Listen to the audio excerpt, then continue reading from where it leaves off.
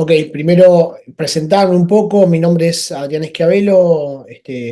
Estudié educación física, preparado físico, soy coach de entrenamiento funcional, también soy consultor.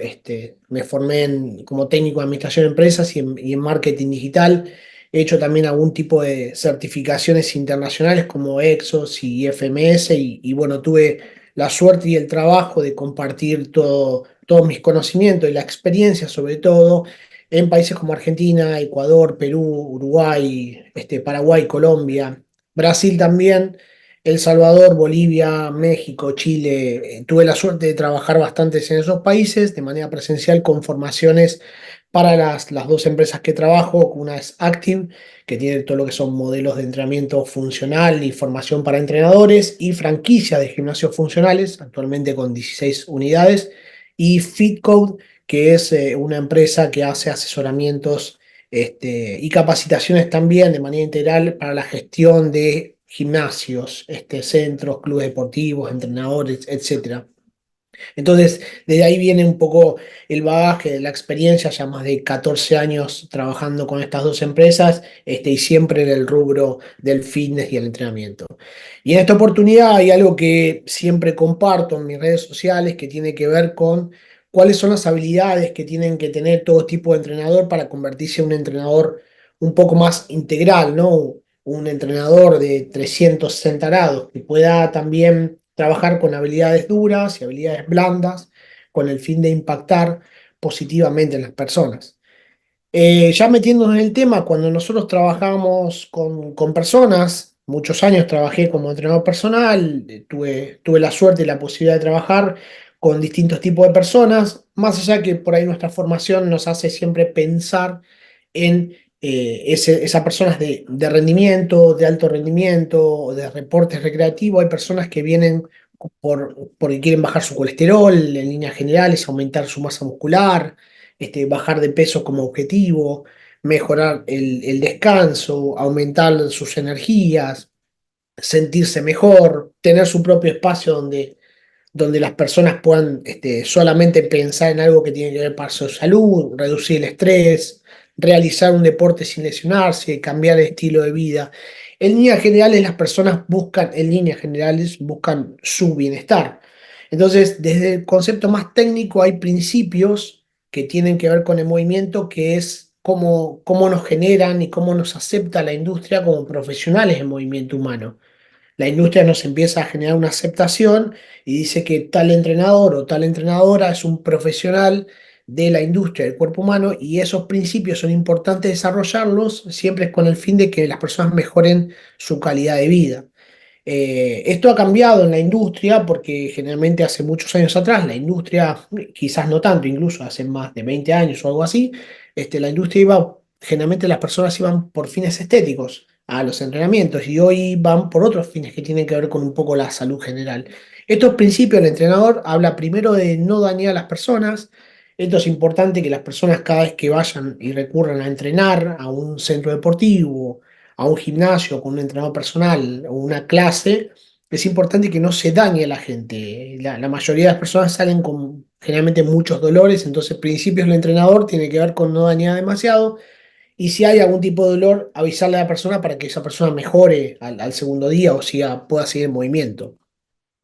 Evitar distintos tipos de movimientos que provoquen disfunción, que generen demasiado desbalance o asimetría, que generen algún tipo de disfunción.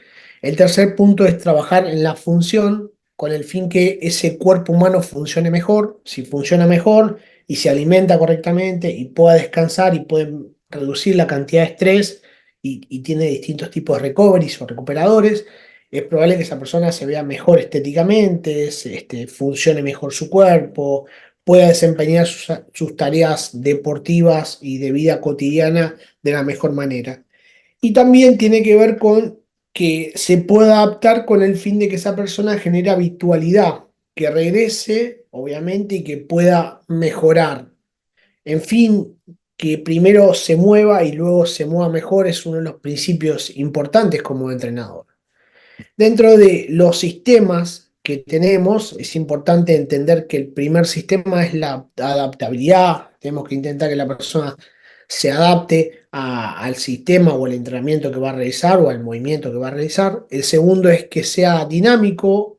Ya hace muchos años que las personas tenemos pocos tiempos para los entrenamientos y los sistemas más viejos proponen entrenamiento de 2 horas, hora 45, que ya hay muchas personas que no lo tenemos ese tiempo.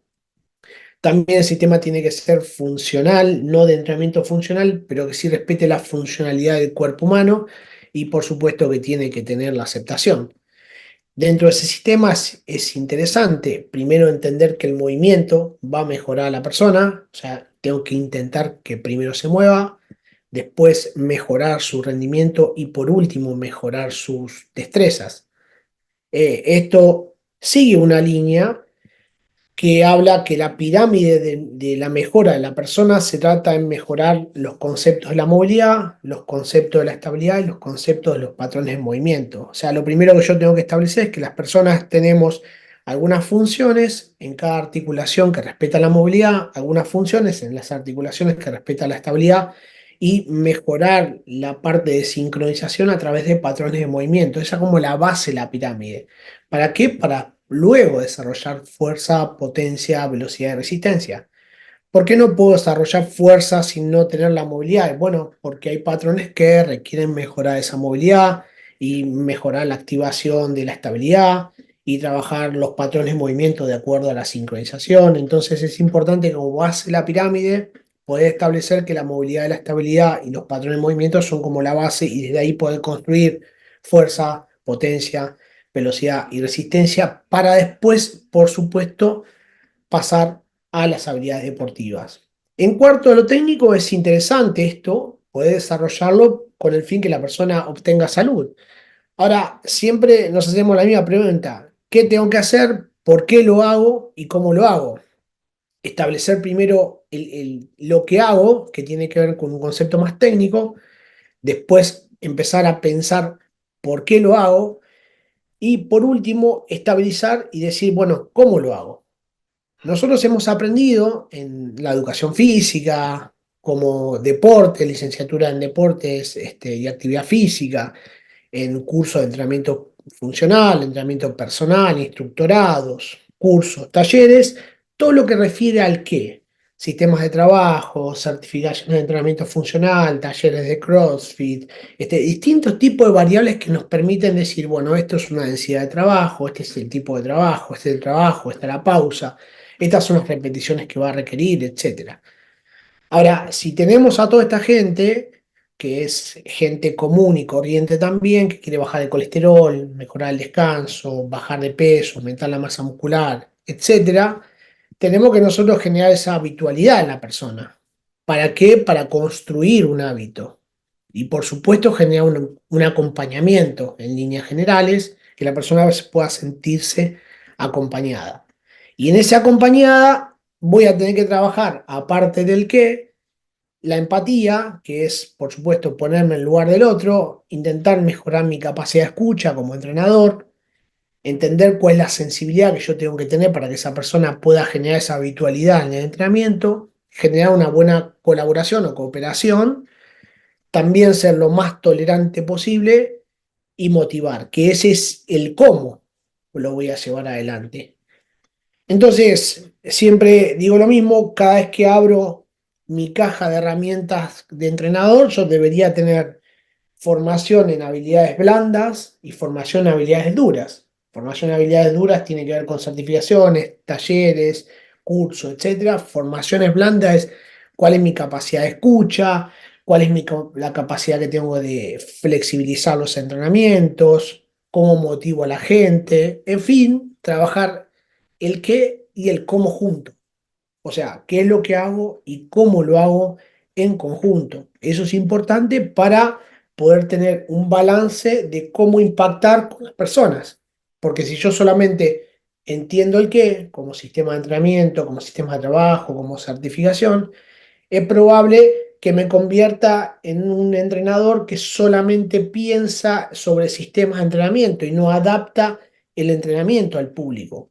El cómo nos va a dar herramientas con el fin de desarrollar ese tipo de habilidad e impactar positivamente en la gente. Algunas de esas herramientas que nosotros llamamos que son las habilidades personales, son las que los invito a repensar y a analizar desde el punto de vista menos técnico y más blando, con el fin de impactar positivamente en la gente. ¿Por qué tengo que impactar positivamente en la gente? Porque nuestra función tiene que ver con darle más salud a las personas, generar más capacidad de movimiento, con el fin de que esa persona sea más eficiente, que tenga más herramientas para que se mueva más y mejor, no solamente entrenando conmigo como entrenador, en mi gimnasio, en mi centro deportivo, en mi clase, sino también que adquiera herramientas con el fin de que la persona en el fin de semana se mueva mejor, pueda jugar con su hijo, pueda hacer un deporte, etcétera. Una de las principales herramientas que tenemos a la hora de trabajar es la comunicación, es ser asertivos en la comunicación. La comunicación, como bien sabemos, parte de un emisor hasta un receptor y en el medio hay una interpretación de lo que va pasando. Yo puedo mandar una señal de comunicación, esa persona puede recibir esa comunicación con un ruido o con un vínculo de una manera asertiva o no asertiva. Y ahí tenemos que impactar. Muchas veces la forma en la cual hablamos genera un impacto completamente negativo. O quizás hayamos visto alguna vez a un entrenador diciendo, no, así no se hace ese movimiento, no, así no se hace ese ejercicio, está mal hecho o está bien hecho. Y ahí es donde tenemos que pensar que bien hecho o mal hecho está hecho desde una mirada de un entrenador perfecto, idealista. Y las personas no somos idealistas. La persona hace lo que mejor puede hacer con lo que mejor tiene para hacer en el momento donde tiene para hacerlo, en el entorno que está haciéndolo. Entonces, la invitación es a pensar qué tipo de comunicación yo estoy brindando con el fin de que el receptor reciba de la mejor manera, haya una buena interpretación, haya menos ruido y más vínculo, en términos generales de la comunicación. El segundo punto es el lenguaje que yo voy a utilizar, que tiene que ver con la comunicación, y generalmente utilizamos nosotros un lenguaje verbal. Nosotros decimos, vamos a hacer una sentadilla, vamos a generar una pequeña flexión de cadera y mucha flexión de rodilla. Eso, para muchos que estamos dentro de la industria, es un lenguaje bastante fácil, sencillo, que todo el mundo quizás conocemos. Muchas de las personas no conocemos ese lenguaje u otras personas no conocen ese lenguaje y tenemos que utilizar otro tipo de lenguaje que genere que la persona pueda hacer esa acción. Vamos a hacer una sentadilla que es como sentarse en una silla, utilizar un lenguaje verbal. Ahora, también podemos invitar que el mismo entrenador o el mismo cliente o los mismos clientes puedan utilizar un lenguaje no verbal, con el fin que la persona pueda hacer la sentadilla y pueda mirar la sentadilla. Entonces utilizo dos sistemas. El sistema visual, que me invita a ver a la persona en el lenguaje no verbal, y el sistema auditivo, que invita a la persona a escuchar una acción que es cotidiana, que permite que la persona pueda comprender el lenguaje con el cual estoy hablando. Por supuesto que el idioma más simple es el idioma que todos entendemos.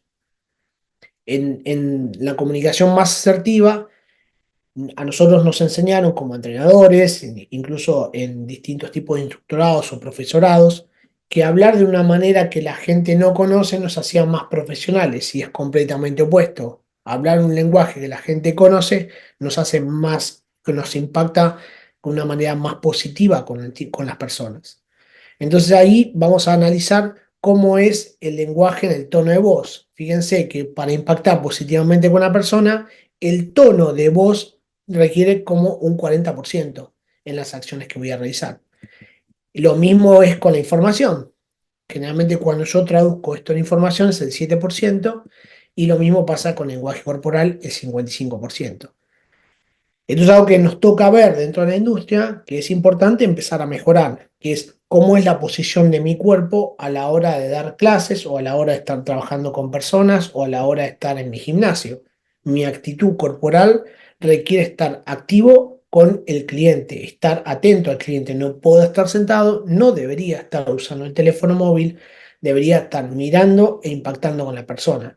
Para eso es importante, fíjense que más del 55% es el lenguaje corporal. El 40% habla del tono de voz, de los contrastes que yo tengo que tener con el tono de voz, y solamente el 7% es información. A veces nos toca observar muchísimo, que el entrenador, mientras la persona está haciendo la sentadilla, le está explicando cuatro, cinco o seis correcciones que la persona, que el cliente no puede suministrar y mejorar. Entonces, el lenguaje es una acción para seguir desarrollando y trabajar. Otro de los puntos tiene que ver con la confianza. ¿Cómo construyo yo confianza entre una persona y otra? Observar a los ojos, generar una relación cercana, todos esos puntos nos permite a nosotros, de alguna manera, elaborar la confianza y mantener a la misma para que la persona pueda seguir asistiendo a mi clase, mi centro de entrenamiento, etcétera. No nos olvidemos que nuestra función tiene que ver con que la persona pueda mejorar la habitualidad en el entrenamiento. El otro de los puntos es cuán adaptable hacemos los movimientos a las personas, cómo yo genero cierta flexibilidad en la planificación con el fin de que esa persona impacte positivamente, pues esa persona entienda que lo que está haciendo es para esa persona. A veces hacemos sistemas de entrenamientos que son poco flexibles y las planificaciones no son adaptables a las personas. Esto nos toca ver en sistemas grupales en donde las personas tienen que hacer ciertos ejercicios y las que no lo pueden hacer por X motivo, las separan de los grupos y les hacen ejercicios con otros niveles de intensidad mucho más bajos, pero generalmente son más discriminadores esos sistemas que abarcativos, no incluye a la gente en el trabajo. Ahí los invito a pensar sobre qué tipo de sensibilidad interpersonal tenemos, cuál es la sensibilidad que estoy observando de lo que está pasando con el cliente, con el fin de que el cliente acepte la acción para generar un impacto completamente positivo. Otro punto es qué tipo de negociación voy a yo encarar con la persona, cómo es la negociación que voy a trabajar. Tengo que mantener y enfrentar un desafío. Hay veces que tengo que negociar. Muchas veces toca sentarse y escuchar a la persona en vez de entrenar. Bueno, pero Adrián, mi función es entrenar a una persona, claro, pero si es el momento de sentarse y escucharla, pues esa persona trajo un problema y tiene la cabeza en completamente otro lado, quizás el punto es negociar. Bueno, entrenamos 20, 30 minutos y conversamos 20, 30 minutos. Es un punto en el cual nosotros tenemos que empezar a desarrollar esas habilidades de escucha. Algunos me dicen, Adrián, es que el entrenador es casi un psicólogo. No, un psicólogo es un psicólogo, un coach es un coach. Nosotros tenemos que tener ciertas habilidades de escucha y si tenemos otras herramientas con el cual nosotros podemos contener, bienvenido sea. Pero la negociación es uno de los puntos de trabajo. Tampoco volvernos en, no, es tu horario de entrenamiento y tenés que entrenar. Hay veces que tenemos que generar otro impacto con esa persona, con el fin de desarrollar esa habitualidad. Si no es que soy un entrenador que solamente entrena personas, no tengo esas capacidades. Y no está mal, pero para ser un entrenador integral necesitamos tener estas habilidades. Otro de los puntos tiene que ver con qué tipo de planeamiento voy a generar yo con el fin de generar una clase mucho más organizada, un entrenamiento más organizado o un gimnasio mucho más organizado. ¿Con qué fin trabajo este tipo de organización? Tiene que ver con también entender cuáles son los puntos en el cual la gente entra y sale de la clase, entender en qué horario una persona viene a mi clase, a mi entrenamiento y se va, cuáles son los baches que tengo en el medio, qué tipo también de comunicación voy a darle en el horario que nos está entrenando, en los días que nos está entrenando, generar un planeamiento en base a la organización de mi sistema de trabajo como entrenador personal, como entrenador de clases de fitness grupal, como entrenador del área de musculación, como entrenador personal, como gimnasio. También la motivación, que muchas veces, en muchas sesiones, se ve que uno genera como demasiada motivación y generalmente la motivación está ligada a la intensidad. Todo es aplaudiendo, todo es alentando, la mayor parte es alentando, y la motivación se basa en subir la música, hacer con muchas repeticiones o con mucho peso hasta que no dé más. La motivación tiene que ver con cuál es la motivación que tengo yo para esa clase. Primero, cuán motivado estoy yo como entrenador para desarrollar esa clase o ese tipo de entrenamiento. ¿Qué tipo de motivación tengo yo? ¿Cómo está mi motivación? Si mi motivación está alta, probablemente la gente esté con motivaciones altas. Si mi motivación está muy alta, es probable que las personas estén con mucha motivación y mucha intensidad. Entonces debería regular esa motivación. Si mi motivación está baja, es probable que no pueda impactar positivamente con mucha gente. Voy a depender de la motivación de la persona. Y debería yo evaluar cómo es mi automotivación, cómo estoy motivado yo ante ese tipo de clase.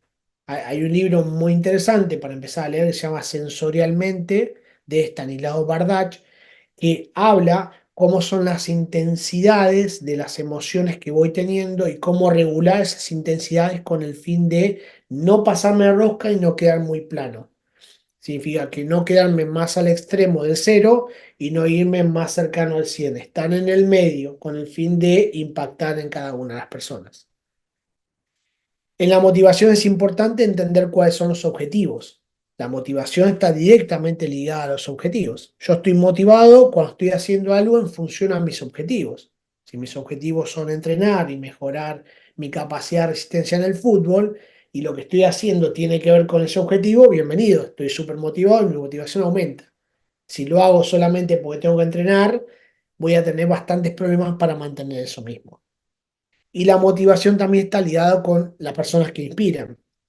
Entender cuáles son esas personas que nos llegan a inspirar, ponerlas en funcionamiento, buscar cuál es el inspirador de cada uno de nosotros también y entender que de alguna manera, cuando estamos a cargo de una clase, estamos a cargo de un gimnasio, a cargo de una clase de fitness grupal o como entrenadores personales, uno a uno obviamente también, nosotros muchas veces somos ejemplos, somos esas personas que inspiramos y no sabemos a quién estamos inspirando.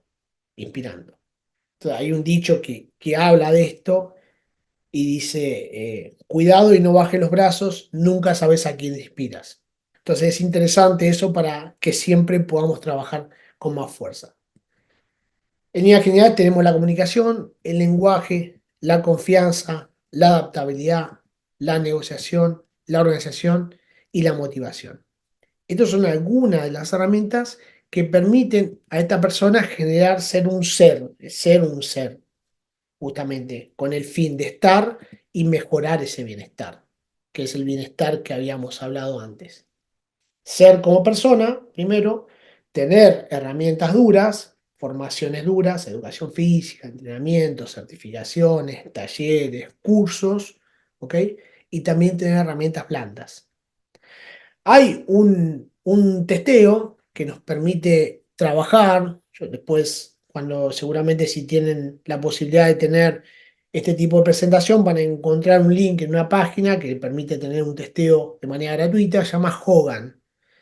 Este testeo lo que habla es cómo me ven a mí los demás. Es un testeo de cómo, según obviamente algunas respuestas, tengan paciencia por las respuestas, son 280 respuestas multiple choice, permite ver cómo me ven los demás, analizar cómo me ven los demás y qué es lo que dice el sistema Hogan, que es cuáles son las habilidades de la persona para resolver conflictos de negocios y mejorar la toma de decisiones.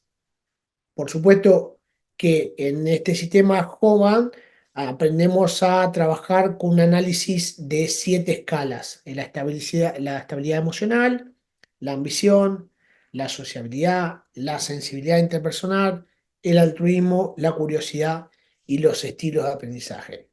Si nosotros tomamos estos 5 que la industria necesita trabajar, que la industria del fitness y los gimnasios necesita trabajar, tenemos a la estabilidad emocional, que es la confianza, la autoestima y el trabajo bajo control.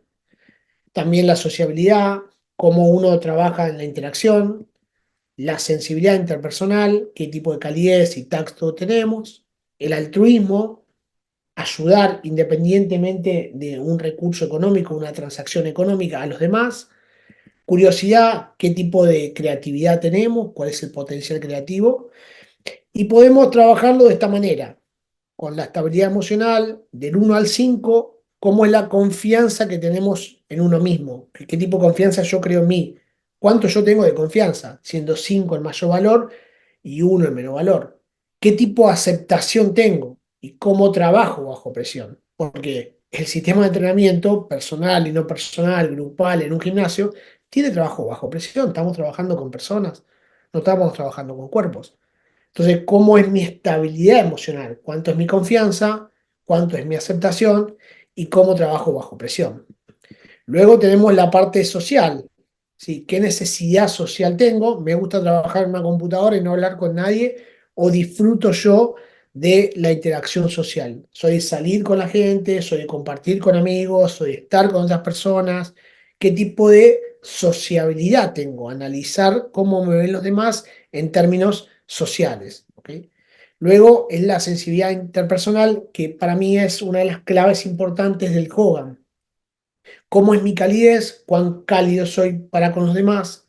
¿Qué tipo de tacto tengo y qué habilidades de relación voy teniendo con las personas? ¿Cuáles son mis habilidades que me permiten relacionarme con los otros?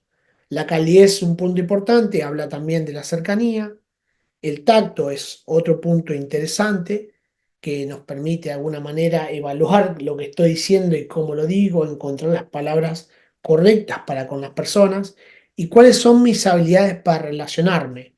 Cuando empiezo algún tipo de relación con alguien, un alumno nuevo, un cliente nuevo, un potencial cliente, un amigo de un cliente, en el gimnasio con un amigo que vino a una clase de cortesía. ¿Qué habilidades yo empiezo a trabajar en la relación? ¿Cuáles son esas habilidades? ¿Me interesa el otro? ¿Pregunto del otro o hablo de mí? Empiezo a hablar mucho más de mí que del otro. ¿Me interesa saber del otro? ¿Me interesa saber cómo puedo ayudar? ¿El interés es genuino para que me compre mi servicio o es realmente un interés despreocupado con el fin de solamente ayudar? Esas habilidades, esta sensibilidad interpersonal nos permite a nosotros colocar en un lugar donde nos ayuda a trabajar con otro tipo de personas.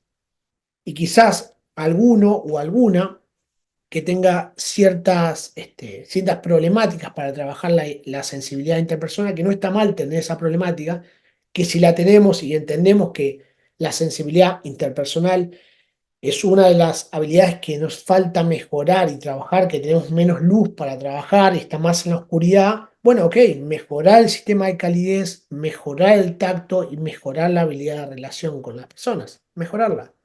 Esos son puntos interesantes para mejorar la relación con los demás. Este es un trabajo de relaciones. Nosotros trabajamos con personas, no con cuerpos. No son máquinas, son personas. Las personas traen problemáticas todos los días, traen distintos tipos de niveles de intensidad, de ansiedad, cortisol, problemáticas familiares, laborales, amorosas. Entonces yo tengo que entender cómo voy a transmitirlo y de qué manera lo transmito. Otro de los puntos tiene que ver con altruismo, el interés o el desinterés de ayudar a las personas, el punto de la colaboración, además de estas habilidades de relación también y el desarrollo personal. ¿Cuál es el interés que yo tengo por los demás? ¿De qué manera tengo ganas de interiorizarme y ayudar a los demás desinteresadamente, independientemente de que me pague o no dinero? ¿Cuánto tengo para colaborar? ¿Cómo colaboro en esa acción? Si me interesa colaborar y digo, no, está bien, no, no es mi trabajo, no me interesa absolutamente nada de eso. ¿O qué tipo de relación tengo con esa persona para intentar colaborar o no colaborar? ¿Qué habilidades tengo para relacionarme y cuál es mi desarrollo personal? Más allá de mi desarrollo como profesional, ¿cómo me estoy desarrollando y cuáles son las herramientas que yo empiezo a trabajar con el fin de mejorar mi persona? Si yo entiendo que tengo que ir a meditación para bajar mis niveles de intensidad, como entrenador lo hablo, necesito ir a un psicólogo para dedicarme tiempo a mí, para escuchar mi voz, para analizar cuáles son mis problemáticas. Entiendo que tengo que ir a un consultor psicológico, tengo que ir a un coach, con el fin de que me dé más herramientas para trabajar con mis clientes, con mis personas, con mis alumnos. ¿Cuáles son las habilidades que tenemos como altruistas?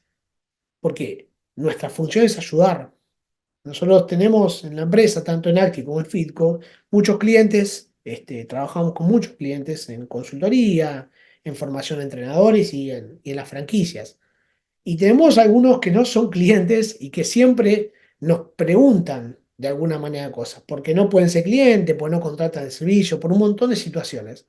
Entonces, nuestro deber dentro de la industria Nuestro trabajo dentro de la industria, en la formación, en la consultoría, en la franquicia, es ayudar a los demás. Nuestra industria es ayudar a los demás. Nosotros ayudamos a los potenciales clientes, ayudamos a los clientes, ayudamos a mejorar los objetivos de las personas. Y el desarrollo personal es importante. El interés por las personas es importante. Entonces el altruismo es importante, sobre todo en el sistema de Hogan. Y por último, la curiosidad. Cuánta imaginación, cuánto trabajo esa imaginación y no solamente técnica. Nosotros estamos ligados generalmente a imaginarnos todo el sistema de trabajo en la parte técnica. Creamos ejercicio. Generalmente estamos en la creación técnica. Ahora, quizás deberíamos trabajar la imaginación de cómo mejoramos el sistema de comunicación.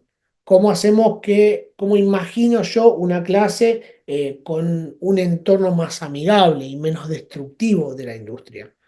¿Cuánto trabajo yo en mi curiosidad? ¿Cuán curioso soy? ¿O tengo un sistema que me funciona y me quedo con eso? ¿Y cuál es el potencial creativo que empiezo a tener en cuenta para desarrollar todas esas habilidades? ¿De qué manera yo empiezo a potenciar mi creatividad? ¿Cuáles son los talleres que yo empiezo a trabajar la creatividad? Entonces, eso me brinda a mí algún tipo de información con el Hogan que me da cierta estabilidad emocional, cierta sociabilidad, mucha o poca sensibilidad interpersonal, altruismo y curiosidad. Si yo empiezo a hacer mi Hogan, que lo tienen en un link para hacerlo, con estas preguntas de multiple choice que le da un resultado, van a ver en qué están más alto y en qué están más bajo, qué tipo de información tienen más alta y qué tipo de información tienen más bajas. Este es el segundo punto para empezar a trabajar las habilidades para todo entrenador más integral.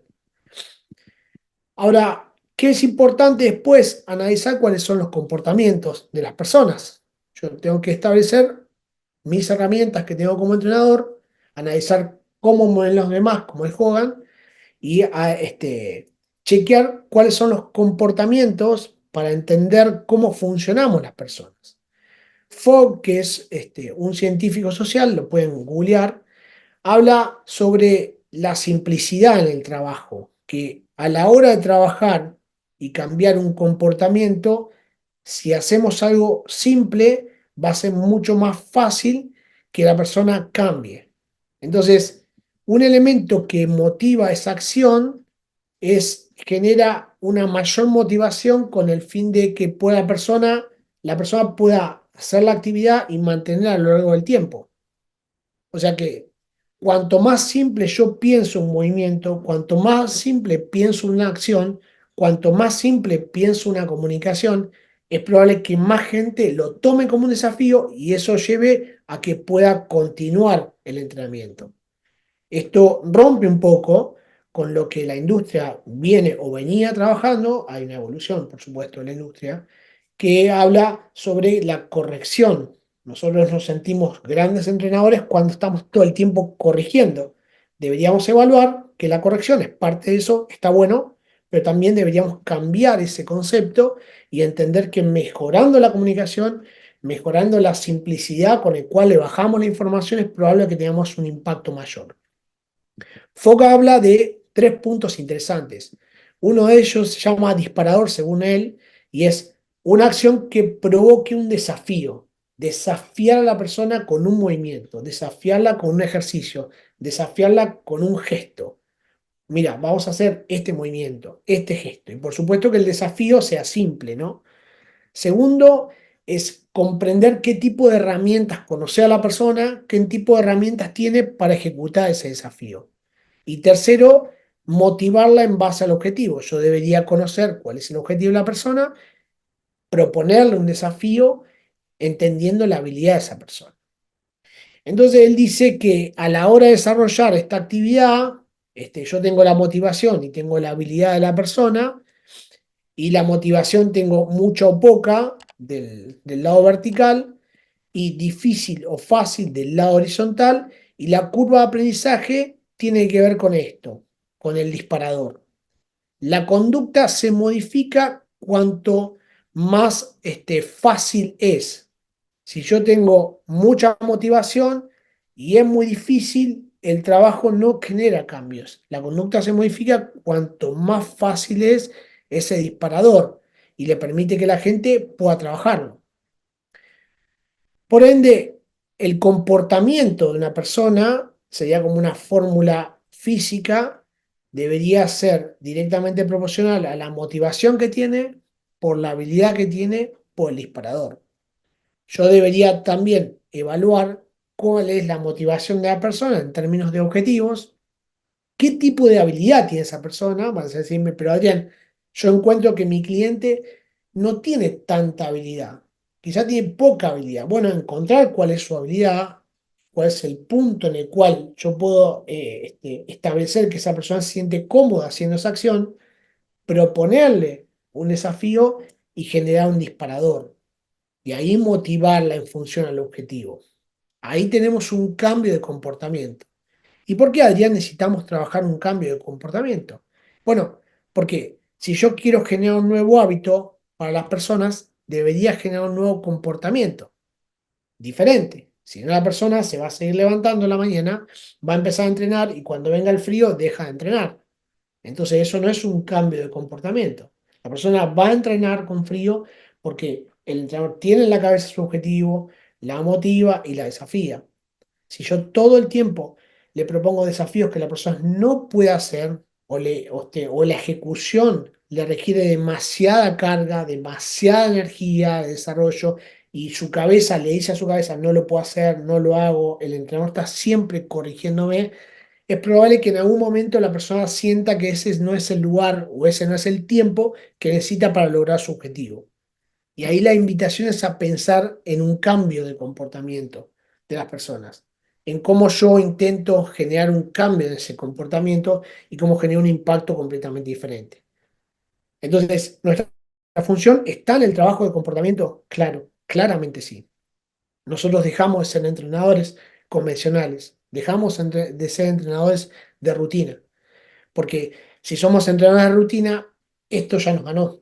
Nosotros acá en el teléfono celular vamos a poder colocar sin ningún tipo de problema cómo hipertrofiar, cómo mejorar mi fuerza, cómo mejorar mi resistencia para jugar al fútbol, etcétera, etcétera. Esto ya nos ganó.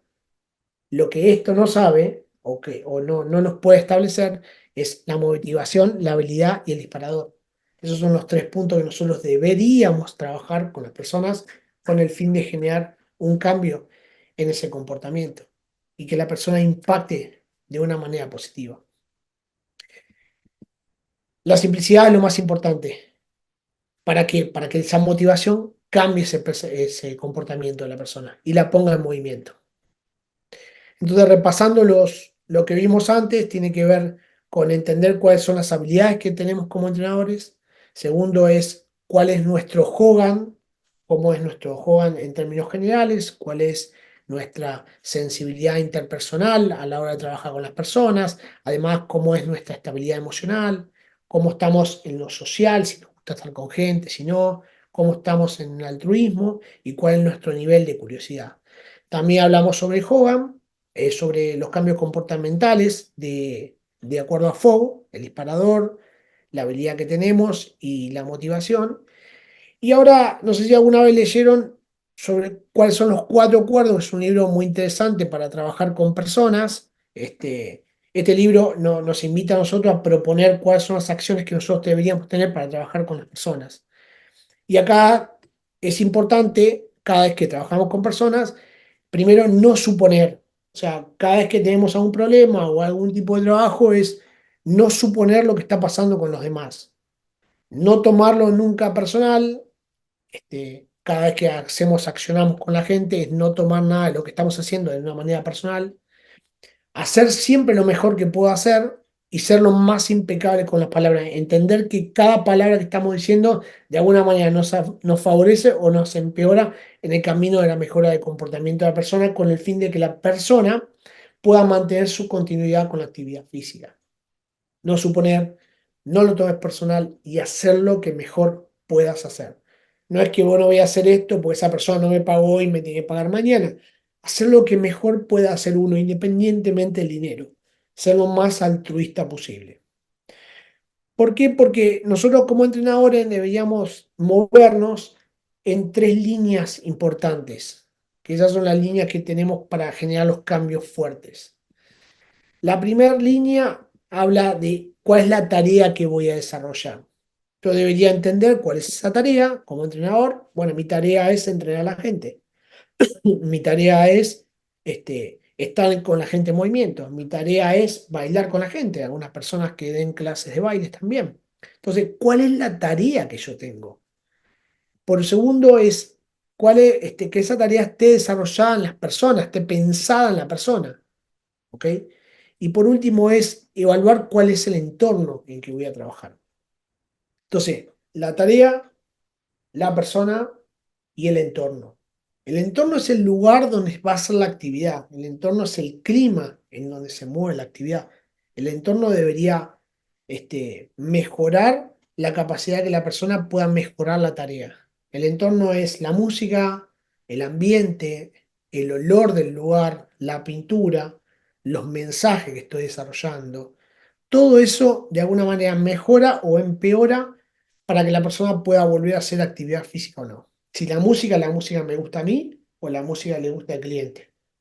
Si las frases son las que me gustan a mí, no pain, no gain, si no duele, no sirve, o son las que motivan a que la gente pueda entrenar. Si el lugar tiene olor y ya no lo huelo porque estoy todo el tiempo en el mismo lugar, o también coloco algún tipo de climatizador o algún tipo de extractor de aire que permita que eso circule y mejore ese olor.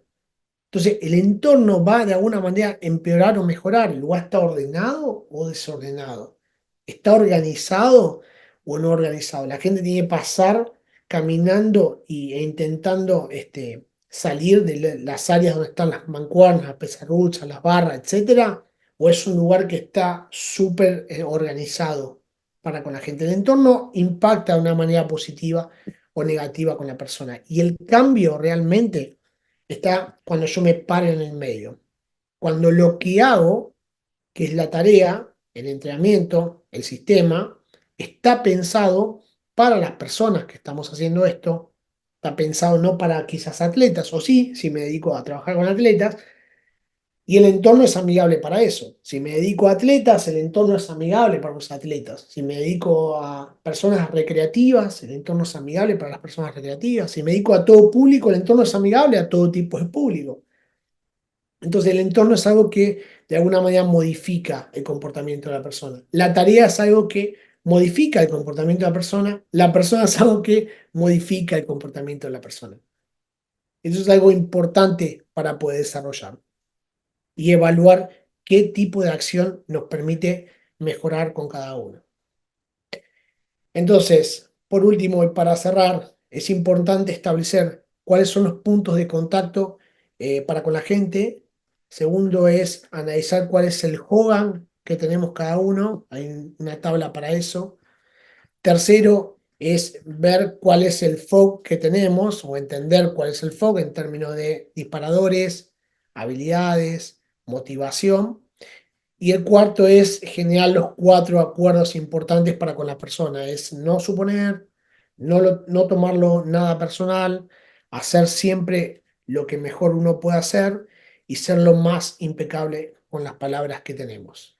Por supuesto, pensar en esto, la tarea, la persona y el entorno, con el fin de generar un comportamiento diferente en las personas.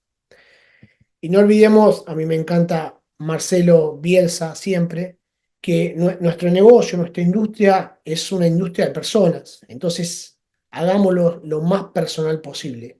Y lo más personal no refiere solamente al entrenamiento personal, sino a hacerlo lo más personal posible de acuerdo a cada una de las personas. Espero que les haya gustado. Ahora seguramente vamos a conectarnos con Emi a ver si hay algún tipo de consulta. Ahí están las redes sociales. La mía es @Adrián Schiavello. La de la empresa Active es Active Funcional.